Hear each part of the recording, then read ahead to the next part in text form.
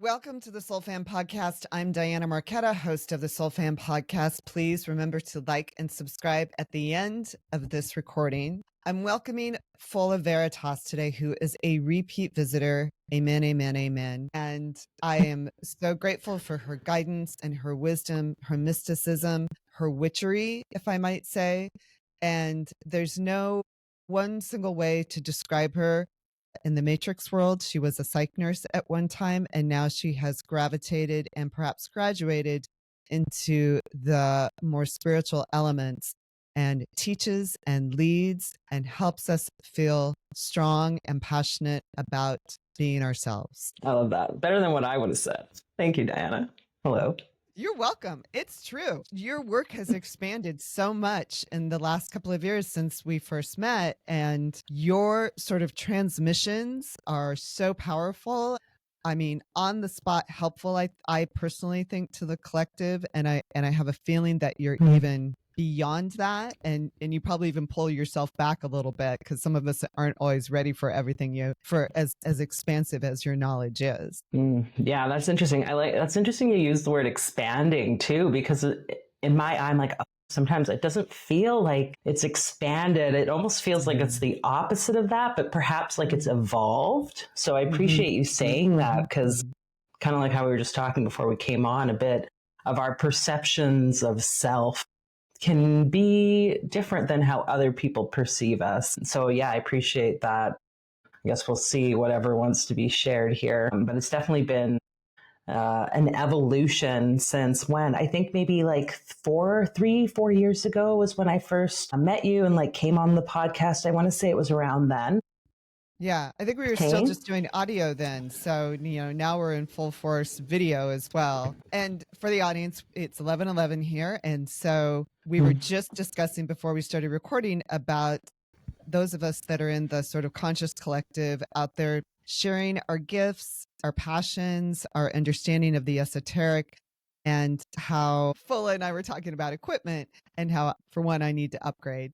But two, there's a fear of being seen often, and there's a fear of sharing our gifts. And I don't think my own personal hesitation is uncommon, as Fola might support me in saying so as well, not on her end, but perhaps with other clients. And I'm curious why we as a conscious collective hesitate still at this point in time and evolution. Yeah. And, I think it's like a lot of that is tied to the fact that we just came across this Halloween, like Samhain time, and, the whole witchy energy and like the dark feminine. I do feel like a lot of the fears that we have, no matter for what we identify, man, woman, or beyond that, I think we're all impacted by the past, the collective consciousness of what humanity has gone through because of things like the witch trials and other persecutions that people have gone through and still continue to go through. That's one thing I have to remind myself in our day and age.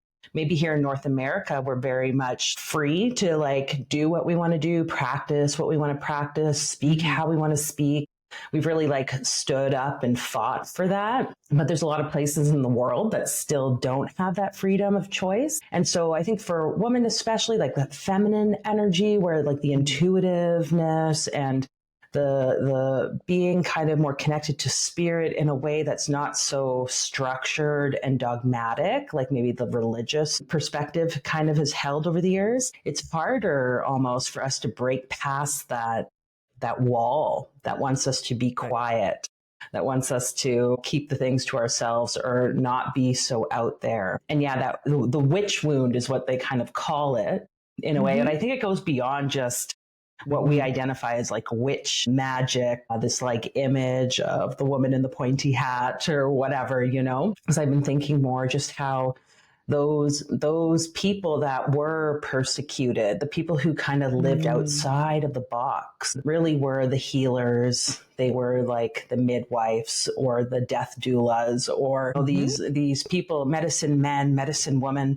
that helped that evolution of humanity, which is what you're doing with this podcast, what I do, I guess, with what I share online, or just how we're having conversations with people on a regular basis. And so there's still that, like, I think the reptilian brain, literally in our DNA, in our brain stems, kind of telling us, be careful, Right. you might be singled out and harmed. Yeah. Right. Yeah, I definitely think there's that. And then, I mean, I will say, I think there's an aspect of, well, how do you make money from this? How do you make money from, there's still that sort of, which is not necessarily a bad thing, but I think we view it in a different way in the conscious collective. And so there's a lack of legitimacy in sharing these gifts, or there might be, it might be perceived as a lack of legitimacy, when in fact this is really what we need right now.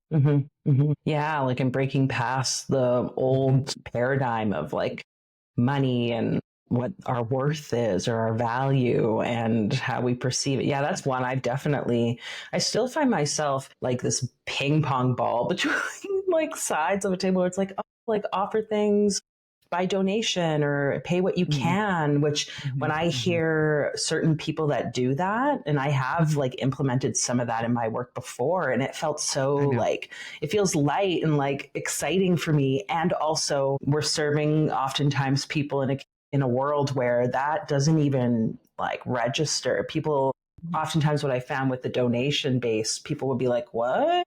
And then they don't even move forward because they think they can't comprehend what that means. And then there's like the other end of the spectrum where I witness people like spiritual coaches charging exponentially high amounts that I kind of am like witnessing certain behaviors and shadows that I'm just still kind of feel like, oh, and yet it's just energy. Why do we put so much weight and value on it? But I do like to think that our time is valuable, our time and the wisdom and knowledge that we carry, however it's shown up, from education, life experience, all of that deserves to be like, there's like a exchange there. So yeah, it's definitely a learning. Right. There's definitely an energy that's present in all of these transmissions, whether you're teaching, meditation or metaphysics, or as in your case, you're often counseling clients through trauma or through life shifts. Or you're teaching them skills that you have learned in your own studying. Yeah. And though I don't really practice as a psych nurse anymore, I've like left that world. So I can't really say that I count, though I guess maybe it's like spiritual counseling, whatever that might mean. For sure. But yeah, there is like, I like how you keep using that word like transmission. Like there really what's happening and what we all are doing is just experiencing that internal like shift or evolution of our soul, which is, I think, really the main purpose why we're here.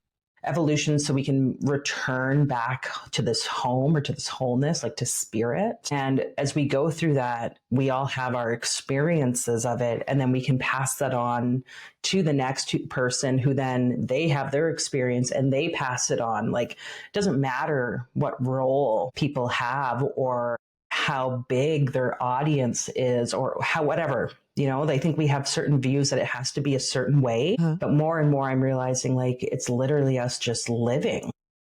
Like, I held the door open for someone at the mall yesterday, a woman, her mom was trying to help her open to get the like baby carriage in. I'm like, well, let me hold it. Like, it just seemed like they were rushing for no reason.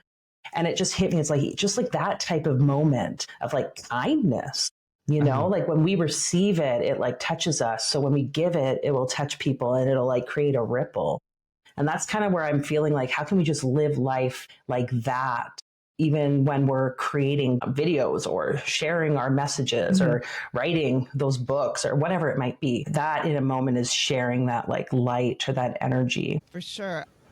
Know that you've studied a lot of the feminine aspects of power, and the feminine mystique or the divine feminine is returning at this moment. This is, we're shifting perhaps into a more balanced time. I'm not sure yet. And I'm curious if you've had this experience of understanding our shadow or allowing our shadow to be seen and heard and used in a powerful way in the divine feminine.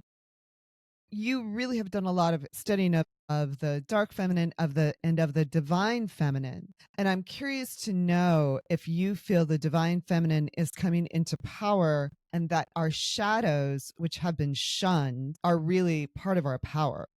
Yeah, I would definitely say that. I think for any aspect, like the shadow are those parts of ourselves that we would rather not admit, and yet they like can contribute to our greatness. And that's actually one area. I was like working with a coach recently, and something that was showing up a lot in my life was this like fear of judgment and receiving like judgment, say from my like parents, because they don't really agree with everything that I do. And so going into this like kind of like a shadow work process to tune into the energies of how it is I want to show up.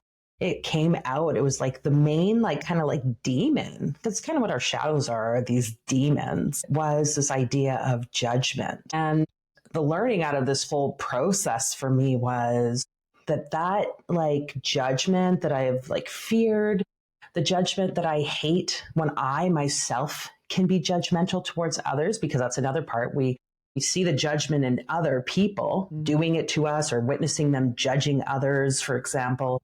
But really what's happening is we ourselves are holding that same energy towards people in our world or towards ourselves. And so we like want to put up this block. And I just came to this deep understanding of like, oh, like that judgment is actually exactly how I can support people who also have felt judged or also go through judging themselves, because it's like I have such a deep understanding of what that looks like, what that shadow aspect is. And so that's how, to me, it's become like a strength. And then you can get into like, well, judgment, discernment, how sometimes judging can be such a beneficial thing. But yeah, like the shadow work part's like huge. We have to be willing to see and acknowledge these parts so that we can become the whole self in that strength place.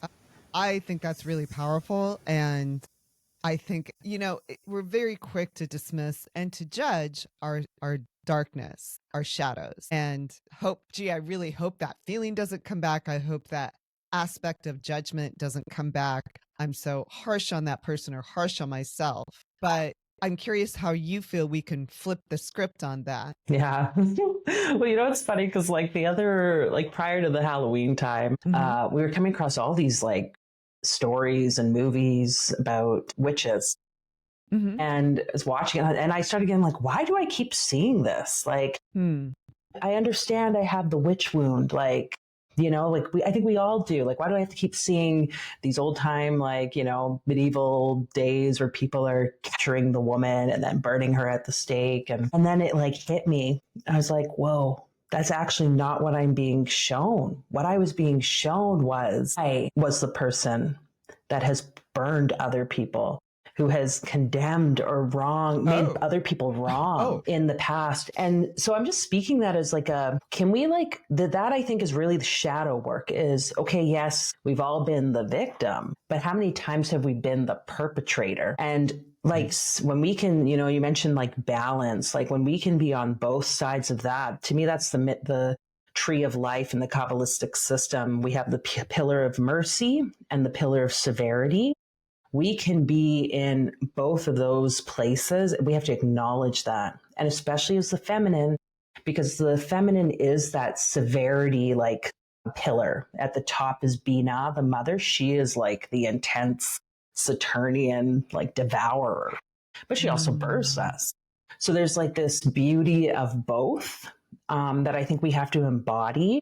It doesn't mean we go around just like destroying people, but when we can embody and recognize that we have the potential of all those things inside.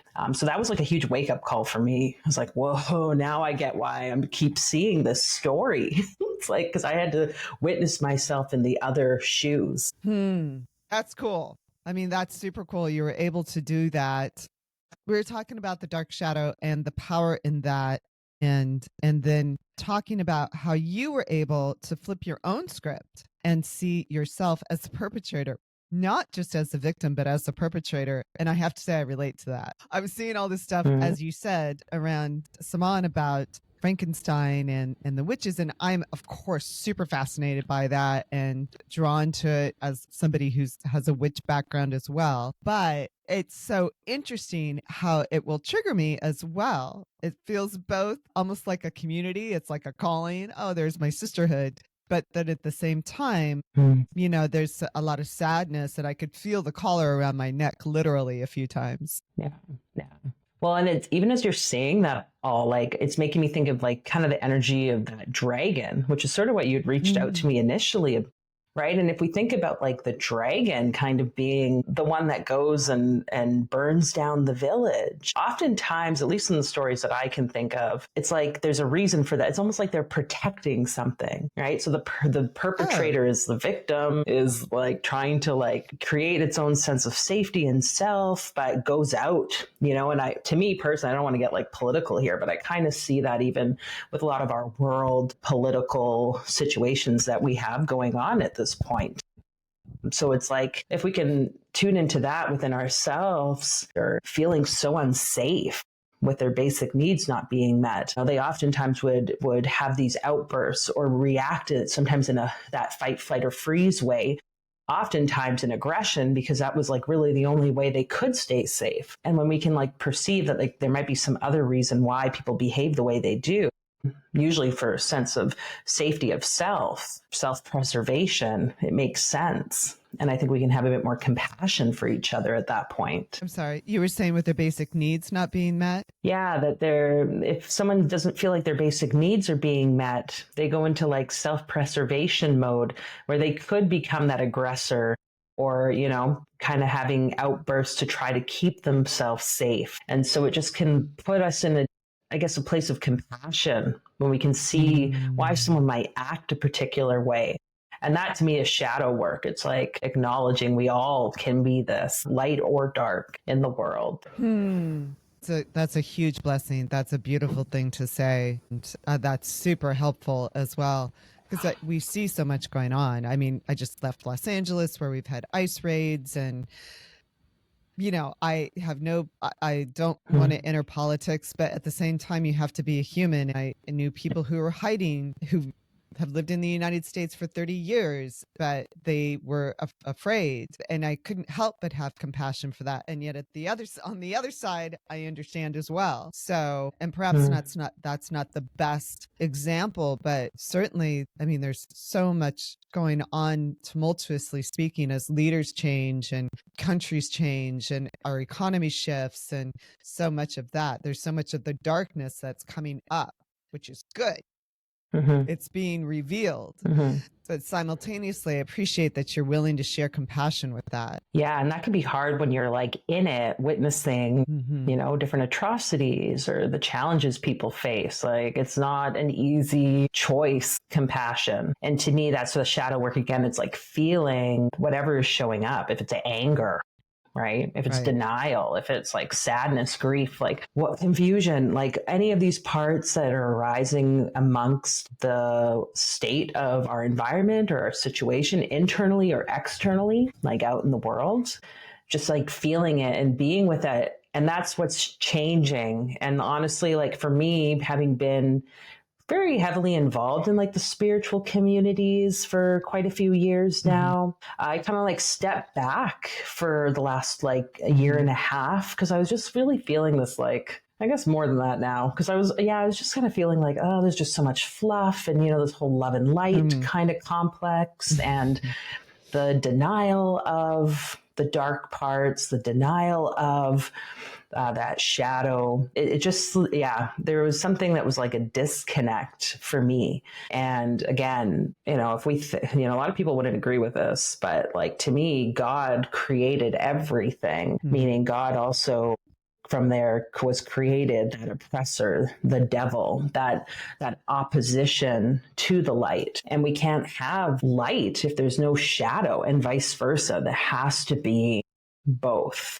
And, I had this really weird realization in the bath yesterday. I was like, my hands were like positioned in the water, and there was a candle lit kind of a ways away, and I could just see this little pinprick of light on my like thumbnail. And I was just staring at this little pinprick of light.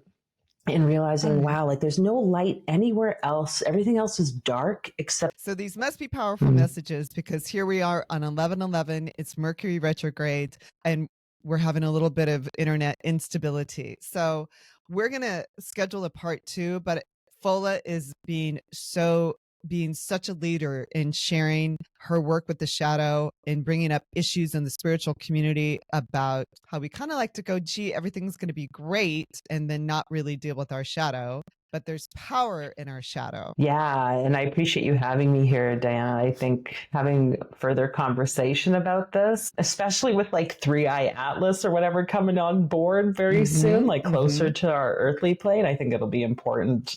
A lot will be shifting for people. So thank you for having me. No, thank you very much. I mean, I think this is a super valuable conversation, and I certainly look forward to continuing it. Yeah. Thanks. Bye, everyone. Thank you for joining us for this episode of the SOULFAM Podcast. Be sure to tune in to every episode, where we dive into a different rabbit hole of the known and unknown to empower you in conscious living and exploration of the greater universe. We hope you leave each episode with a little stardust in your hair and inspiration in your heart. With love from your SOULFAM.